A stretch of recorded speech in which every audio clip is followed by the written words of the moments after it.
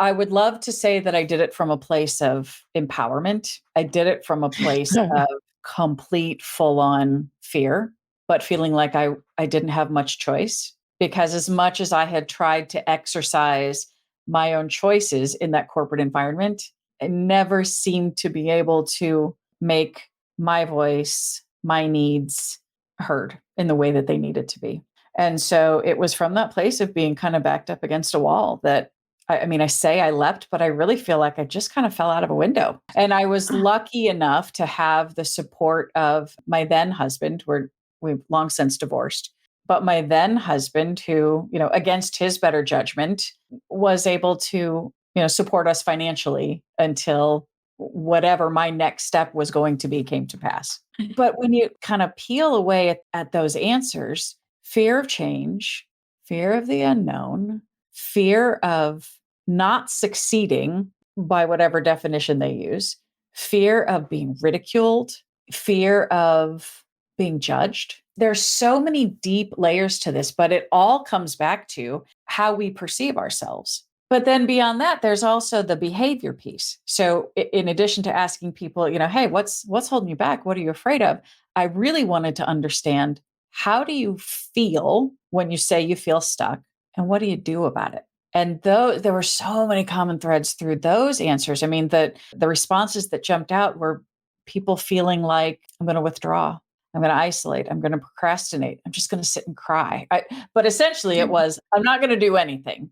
I'm going to stay stuck. That's right. I'm going to stay stuck. But if I am going to do something, it is definitely more likely to be something, we'll call it unhealthy and unproductive. Yes. Than healthy and productive. So, people are much more likely to, turn to drugs and alcohol and, all the other isms that we have, the scrolling and sex and gambling and you name it, all the things that we do just to try to change the way we feel and the way we think that we can't ever escape feeling. But good news is, what I've learned from kind of going through this process of feeling stuck and then working my way through to not necessarily the other side, but an other side, I've learned that there are some pretty tried and true proven steps to take that inevitably get me to the place where I want to be. I remember seeing some posts sometimes like, you don't need to go to all these different coaches and this and that and everything else. Like, do the work on yourself first, and then at least you'll know where to go. Mm-hmm. Don't buy all these programs and have 20 half-finished programs and everything else. That's right. Like, if you get this book, see why you're stuck, see what you're stuck with and what you want to do. Then you could get the correct coach or whatever, if you need one, or just follow the footsteps of somebody because you don't have to invent the wheel. So how do you help somebody get unstuck? Well, I think I help them see that they don't need anybody else's permission to make a change. And that's what's most fundamental. In that research that I did, asking people questions about how they viewed making a change in their life, this is the most heartbreaking piece of it. About 2/3 of people said they felt like they needed to change. 40% of people said they were ready to change. I asked people, how many of you feel empowered to change? And that number plummeted down to, I think it was 14%.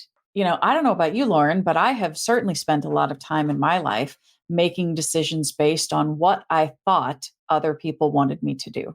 Parents, employers, romantic partners, you name it. Other people's expectations really drove a lot of my actions.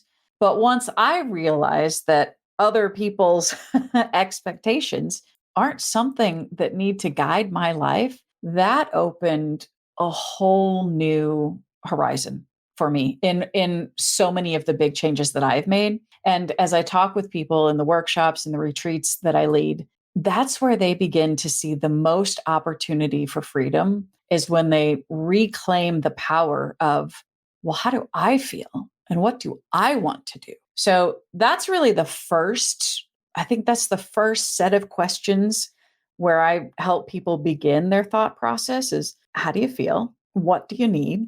What's the culture of your life that you want to create? And then give people something to work toward as opposed to something to run away from.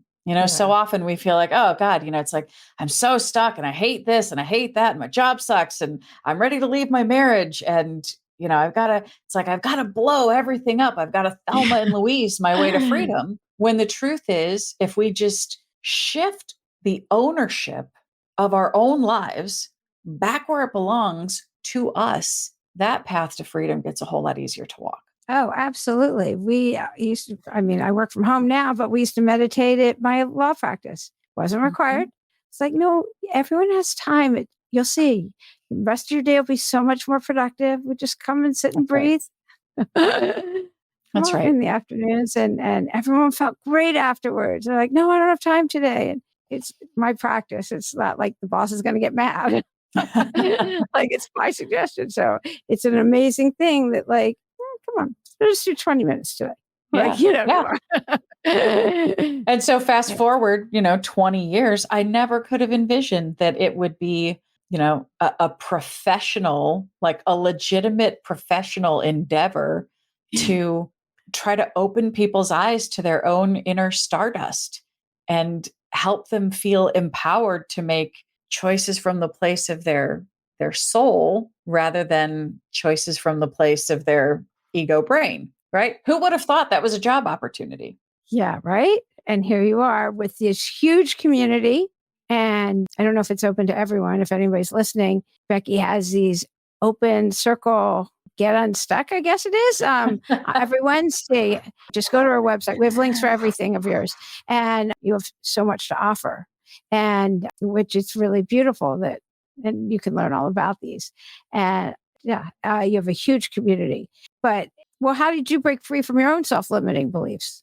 Oh, I mean, talk about a lifetime pursuit. And isn't that something that we all are doing on repeat a little bit every day, Yeah. trying to remember that we're not the thoughts that we have. We all have that inner voice. And I love the different names that it can go by. Michael Singer, who wrote The Untethered Soul, he Yes. calls his, the roommates that never shut up. I call mine the pipsqueak twerp just because Yeah. I wanted to, I really wanted to take away its power. But we all have some version of just that nasty, lying, bullshit voice in our head that is, I want to give the poor guy some props because it's just afraid and it's just trying to keep it safe. But man, the nasty, nasty things that voice says all the time. It can feel like a full-time job to talk back to it and refute it so that we can remember who we really are. The beauty of their own agency where they don't have to stay stuck in a situation, where they didn't want to be for 50 years. They can choose something different and it doesn't have to have all of the horrible side effects that we anticipated it was going to have. So anyway, I'm a little off topic. Having a No, not no, you're not. You're not at No, I'm all. not? No, and Okay. how did you get through it is like the next yeah. Lexapro. I mean, I'm not really, I am so grateful for the mental health support that has become so prevalent in our society. And I know, again, I'm saying that from a place of privilege, Yeah. where I have access to providers and I have access to quality care. I really don't know how I would have made it through that time in particular and some other times, past that without, the right kind of support at the right time. And so whether that's pharmacological support or individual therapy, I don't think I would have made it through without that. So my hat's off to mental health providers and mental health support systems. The other thing that I think was very challenging for me to hard thing to make it through especially in the beginning was the decision to become sober. So I'm somebody, I grew up in an alcoholic family.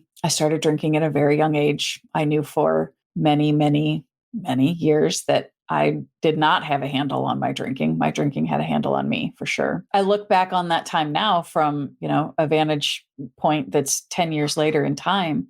And I see, God, what a brave decision that was. I can't think of anything braver that we do, honestly.